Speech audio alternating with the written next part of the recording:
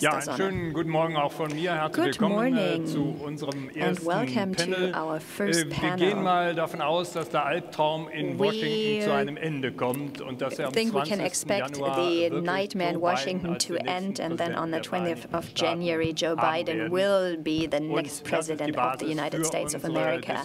And this is the basis for our discussion now, dealing with the question of what is going to happen in Washington and what's going to happen with the transatlantic relations and the relations between Germany and the US. We don't have too much time, unfortunately, so we will have to be brief. Let me tell you about our panelists just briefly. You can look up their CVs at home if you like. Ladies first, so on the panel with me there's Dr. Daniela Schwarzer, the director of the German Council on Foreign Relations of the German Society for Foreign Policy, Deutsche Gesellschaft für Auswärtige Politik. Then on my other side there's Peter Beyer, the transatlantic coordinator of the federal government, and he has been a member of parliament of the CDU parliamentary group for many years. And from Warsaw we have the director of the Polish Institute of International Affairs, Dr. Sławomir Jan Dębski. Good morning. Thank you for having me. Werden wir auf Englisch führen und Sie werden eine simultane We are going to have this discussion in German, and there's interpretation into English. Thank you. So, to our discussion. Ms. Schwarzer, what do we expect from a Biden administration? What can we expect? Well, first of all, the good news. In the past, and this is what we expect for the future too, is that Mr. Biden has shown that he wants to be a president that gets the U.S. back onto the world stage as part of an order based on international law and structured by international organizations. So he does not want a full return to, it won't be a full return to the order that we've seen under Obama, but this pure power politics of Donald Trump won't be continued. He wants to cooperate with his allies. He committed to Nato, but he has strong expectations of Europe and of Germany. Mr. Beyer, what do you think? What can we expect from the Biden administration starting in January next year? I think it will be a complete change of how we interact, because in the past 4 years we've seen that Donald Trump often didn't recognize friends. He did not really differentiate between friend and foe. So I think that there will be really strong change here. International organizations will be strengthened, multilateralism, and we've heard Joe Biden say that on the first day after taking office he wants to go back to the climate accord and the World Health Organizations and others, so an ambitious agenda. And there's a lot of hard domestic work to do too, maybe even more than in international politics.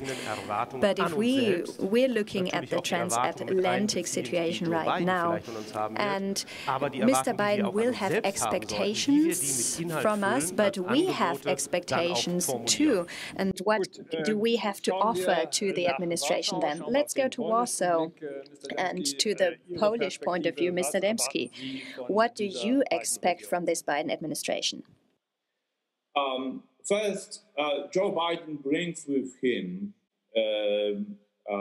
his own legacy from the very first time, from the day number one.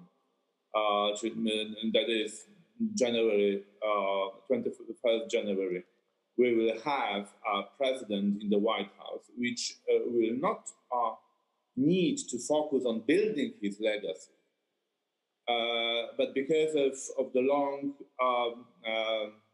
political life behind Joe Biden, we will have a president we've already shaped posture, policies, and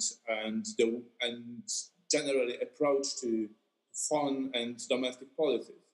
So I expect Joe Biden as a transatlanticist, as a uniter of allies, to rebuild American leadership in the free world, to focus on enhancing transatlantic relations, to rebuild credibility of NATO, because under Trump we were not sure for all the time that NATO and American allies would defend NATO if something unexpected happens. But still, there is a the problem I see now, looking at the reactions in Europe, that we may raise the expectations to such a level that even Biden administration would not be able to meet it. We have to bear in mind that first, we need to wait for the results of elections to the Senate. Without the Senate, Biden administration would be limited, so they may be able to govern the United States, but they won't be able to change much within the United States. And we also need to bear in mind that the voters of Trump would stay, and some emotions which Trump triggered would still influence the way how Americans would behave in the national state. Das war die erste Runde, und was ich da herausgehört habe, okay, so these were our introductory words, and I think I heard a lot of relief, a lot of optimism, great expectations, and Ms. Schwarzer said that these are the expectations that we have of Washington, but the question is, and that's a much more complex question, what do we have to offer to the new president and the new U.S. administration? I think they will want to get a clear direction from us where we want to go. I believe that we have to be aware of what are the most important topics on the transatlantic agenda for the U.S. And I think on the top of the agenda there's China. We know that our approaches to China differ, and we have to be realistic here. I believe that there is an overarching consensus in Washington that there needs to be a tough stance towards China, and the US expect Europe to be on their side. I think Joe Biden will have a very, very different style from President Trump, but we have this attitude that we don't want to be on one side or the other, because we do benefit from close economic relations with China, and the US, or people in the US, often don't understand that, because we are part of the West, we are part of a defense alliance, and they say, okay, so let's take a shared stance towards China. And I think we will have to find a smart way of not giving up our own interests and finding a way of strategically cooperating with the US. And of course, we are dealing with the competition of great powers here. And the US feel their status of a world power threatened by China. And part of that is security interests that we don't often discuss when we discuss China. And then there's the view to the region as a whole. In Germany, we've just concluded our new Indo-Pacific guidelines for the Indo-Pacific regions, and we have to include that into our considerations. We've seen that a trade agreement was signed yesterday, and that makes my point even all the more urgent. And there are other points as well. The European pillar in NATO, of course, cooperation and willingness to invest into to this area.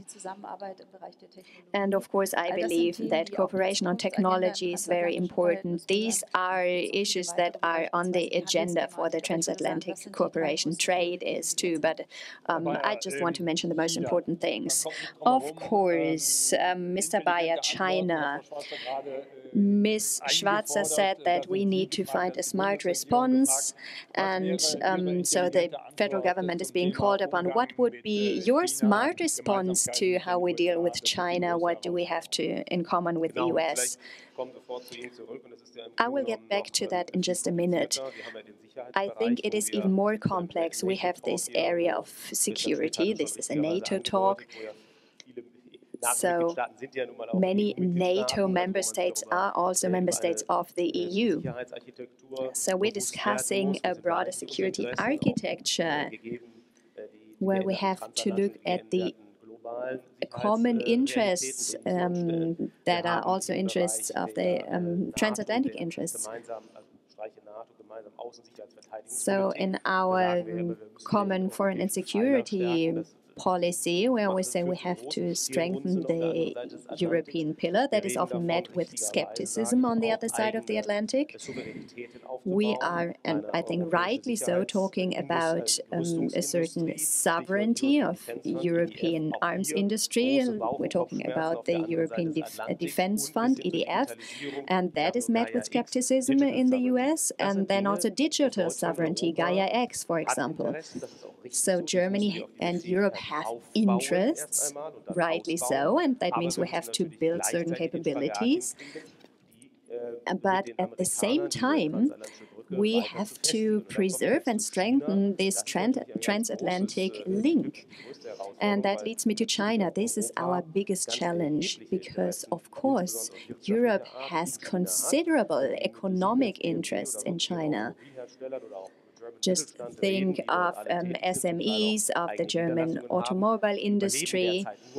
Many of them have factories in China, and they can only survive because of the Chinese market. So this means that radical decoupling of Europe from China is impossible.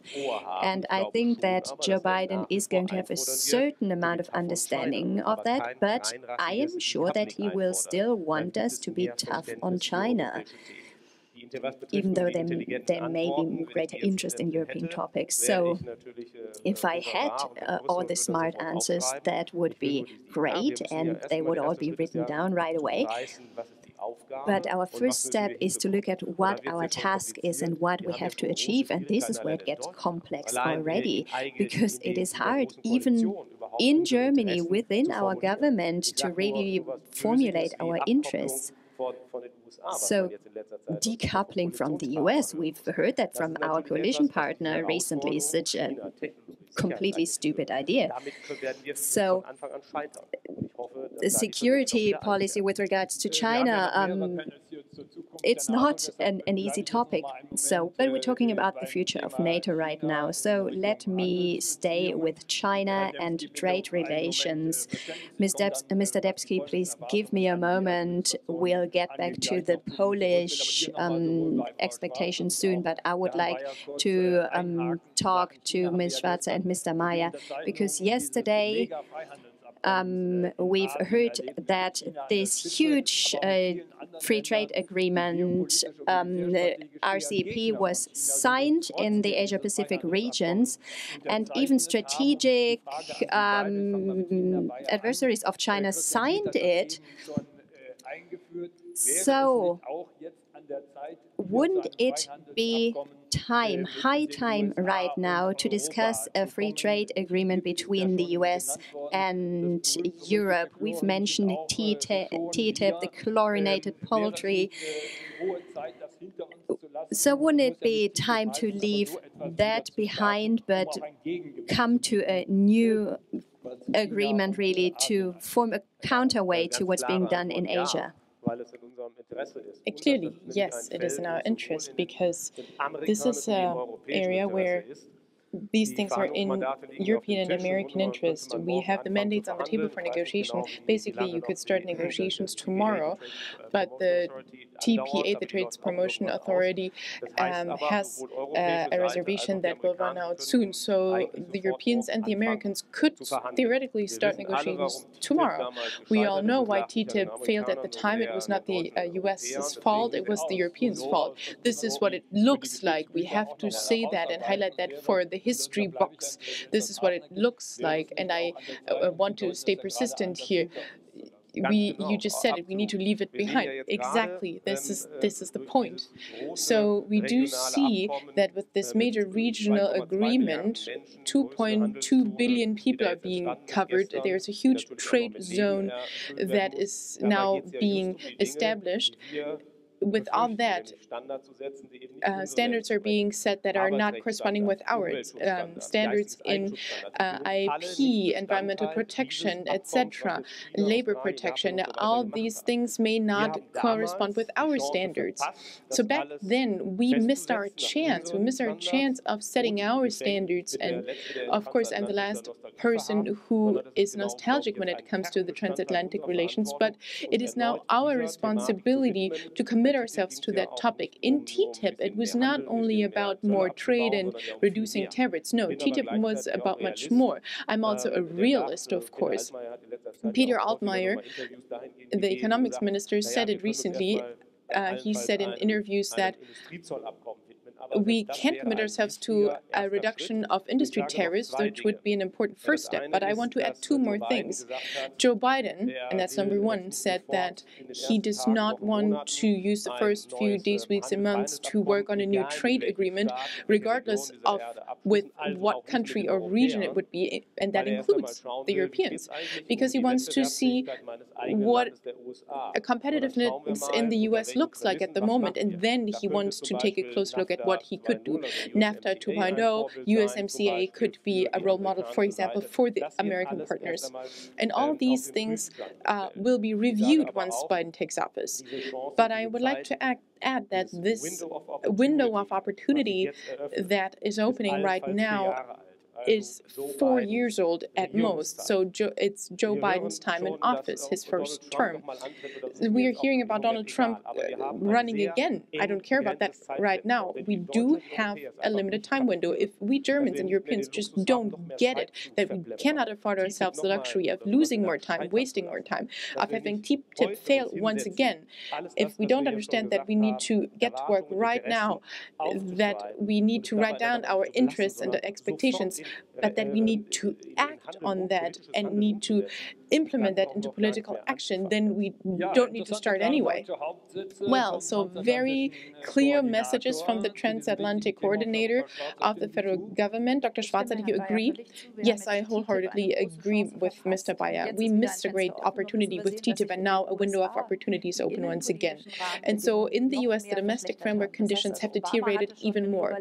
Obama had to fight anti-globalization activists. Trump then exacerbated and their fears and escalated those fears and responded to their fears. And now Joe Biden has to deal with a very complex domestic environment. It's not only about the question of the constellation in the Senate, what the Senate is going to look like, but it's also about how can Biden establish a link to the population that feels decoupled. There's a lot of Trump voters that still voted for him, and these Trump voters will not probably be convinced of an agreement like TTIP. And so now segments need to be identified, aspects need to be identified that can be sold more easily than a huge trade and investment agreement. And then such an agreement could also fail in ratification. So the clock is ticking. The clock is ticking when it comes to growth development and economic recovery after the COVID crisis. Numbers, facts and figures we've seen from China for 2020 are more robust than we expected here in Europe and in the US. The figures were downregulated in a sense. So this is an important tool. But what is more important for the future is that we set standards, especially when it comes to using new technologies, where Europe is a relevant market already. But if we compare ourselves with China or the Indo-Pacific area, we are far too small as a region in order to make a difference. So this is why the Transatlantic Alliance is so important. I know, ladies and gentlemen, the clock is ticking, and very quickly so, and we will get to your questions in a minute. But I have another question for Mr. Dębski. For those of you who listened, I would like to ask you, what do you think about the plans that Germany has for all of this? Well, I think that I agree with German hope that with Biden administration, it would be much more easier to reach, if not consensus, at least understanding in transatlantic relations on various important for both sides of the bond policies and interests. Biden administration would try to rebrand overall embracing slogan, which would guide U.S. policy. So instead, America's first of Trump, we will have America must lead now. So, and I think a lot, the Americans would find a lot of supporters of this approach in Europe, in Germany, in Poland. We have to also remember that we need to use this 4 years window of opportunity to anchor the United States more solidly in transatlantic relations. Because we cannot exclude that after these 4 years, bad times from transatlantic relations come again. So our approach to Biden administration, whatever they want to propose as a first step of enhancing this relationship, should be with asking them very important question: is this proposal, can this proposal be regarded as bipartisan issue? If there is no bipartisan agreement behind the US policy, then we may again waste a lot of time and effort.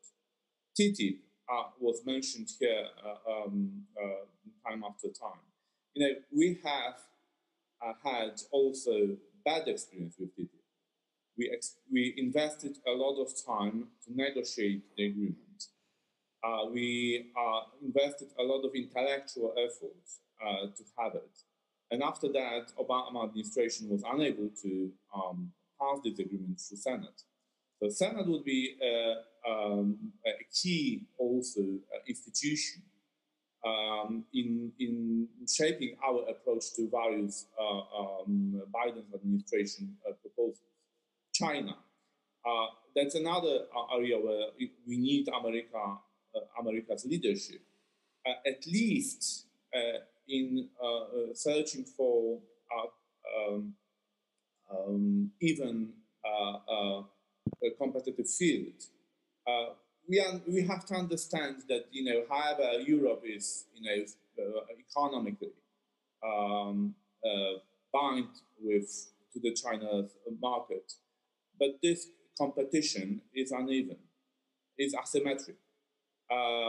And every user of social media can, you know, can see it once he or she comes to China.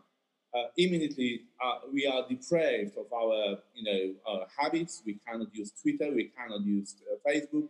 We cannot use our standard way of communication because of this asymmetric approach to trade in China.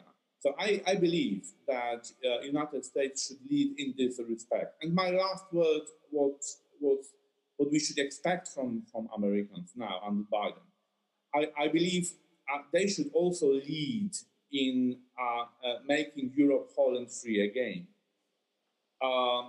without American leadership, we see troubles in Europe with our open doors policy.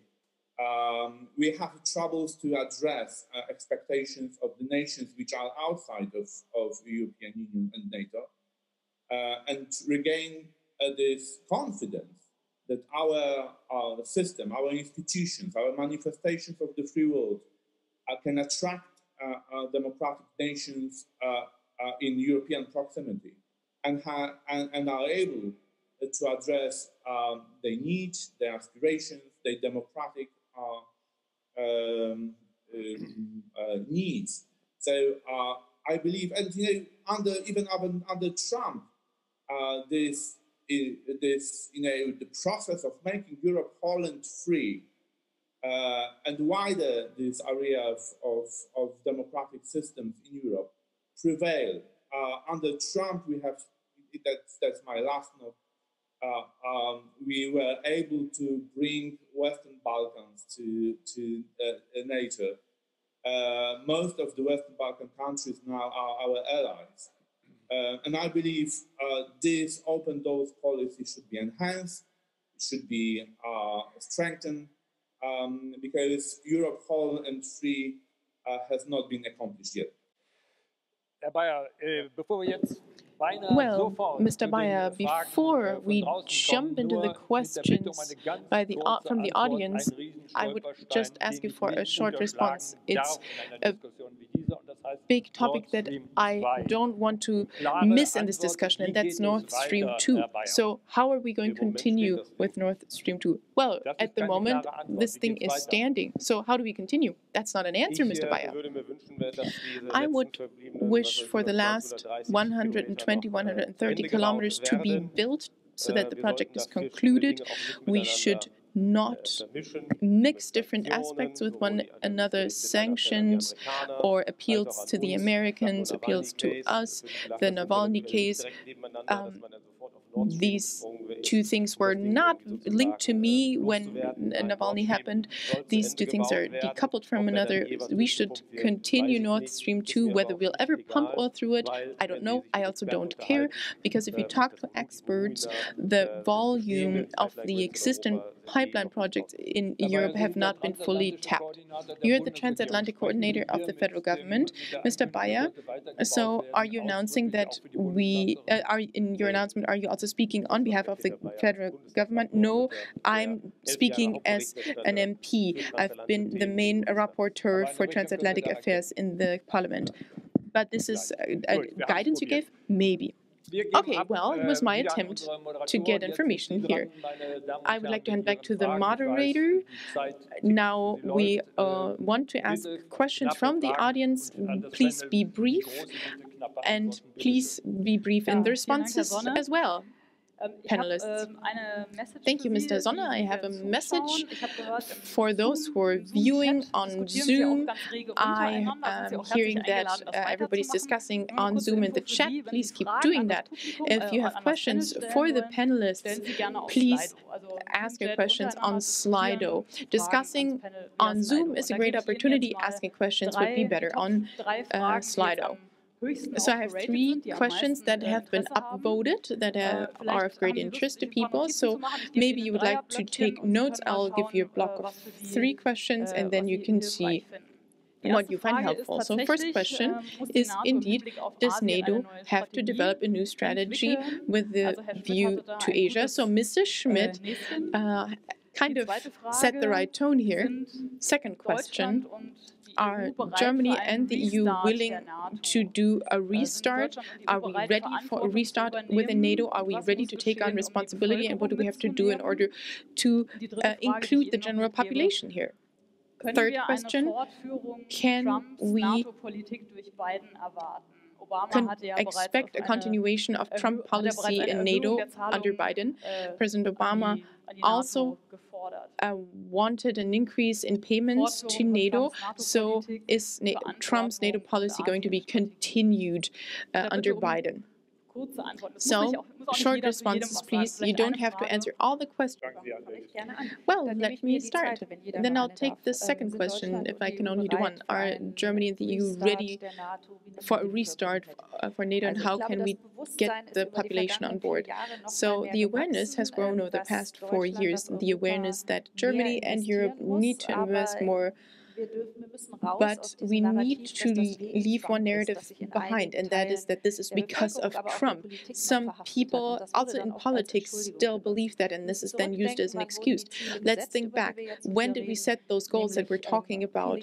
That happened many years before Trump, in 2014 at the Wales Summit. And it's now our job to fulfill those goals. And all of our commitments, and I'm talking on behalf of Germany, that Germany has in the framework of EU cooperation and in NATO need to be fulfilled. And we are far from fulfilling our goals. At the same time, we need to think long term. What do we need? What do we need in the Bundeswehr, in the German Armed Forces? So what do we need in capacities in EU and NATO in order to be prepared for the challenges of the future? And we need to catch up here. So how can we get the population on board? Well, with honesty, I think. We need to be honest and say that the conflicts and the risks that we deal with have changed rapidly and that they will continue to change. And as a consequence, our thinking, our way of thinking in security policy terms needs to change too, and that we're lagging behind. This is not a positive message, but it is a mobilizing message. And only when we say that clearly and spell it out, we can have the support to act in a forward-thinking manner. I would like to answer the first and the third question. The first question is focusing on NATO and everything that's going on in Asia. I would say, yes, NATO needs a new strategy. NATO does not have a way of avoiding giving itself new structures, defining new interests. Earlier, I consciously used the phrase of new global security architectures. NATO needs to take note of these new security architectures and dedicate itself to it. And it can only do that together as an institution. And I'm very optimistic that under the Biden administration, with the US being the largest financial and troop contributor to NATO, that this was going to work much better than it would have been the case under President Trump. But the South China Sea, the Indo-Pacific, we just mentioned the German federal government's guidelines on that, is something that is important here. And the third question, will Joe Biden conduct a different NATO policy than Donald Trump, or will he continue?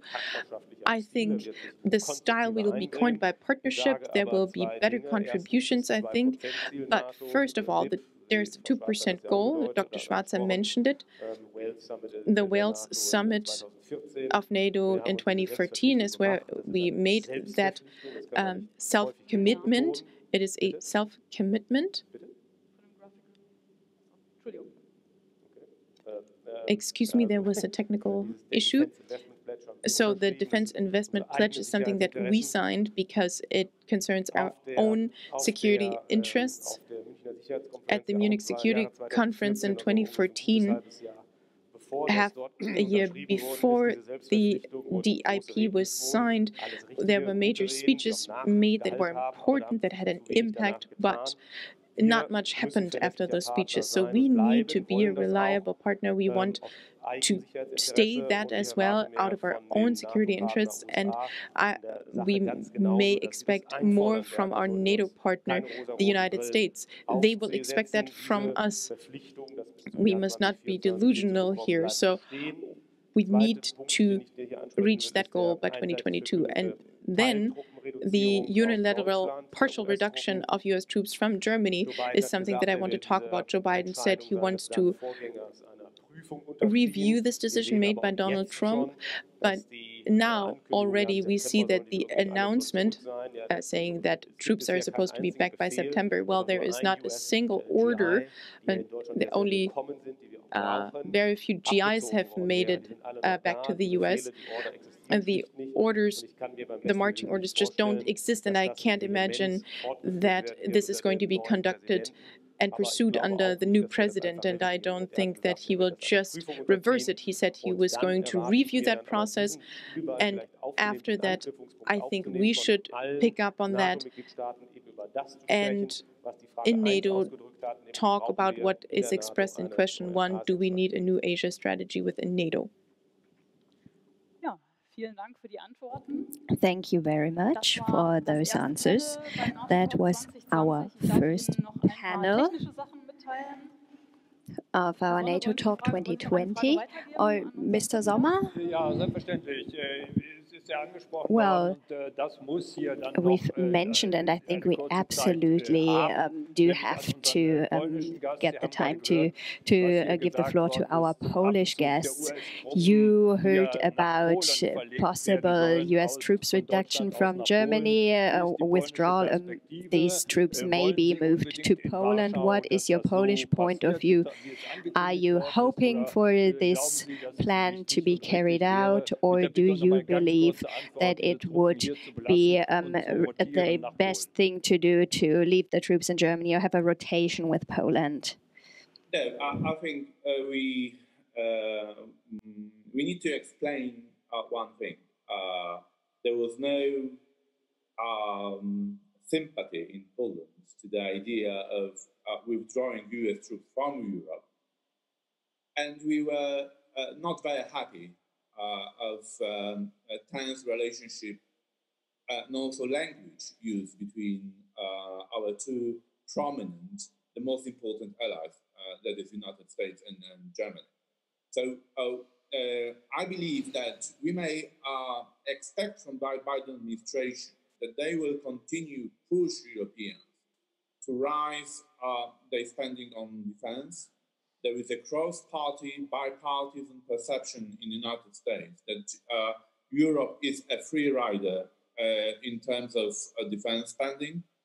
And there is also European interest in that. We need to prepare ourselves for the time when Americans one day may actually leave Europe. That is, we need to use this 4 years' time to build and invest in our own capabilities, to be more reliable a partner for the United States, and also be able to defend ourselves in the right way, and also be able to deter those who may want to undermine our way of life.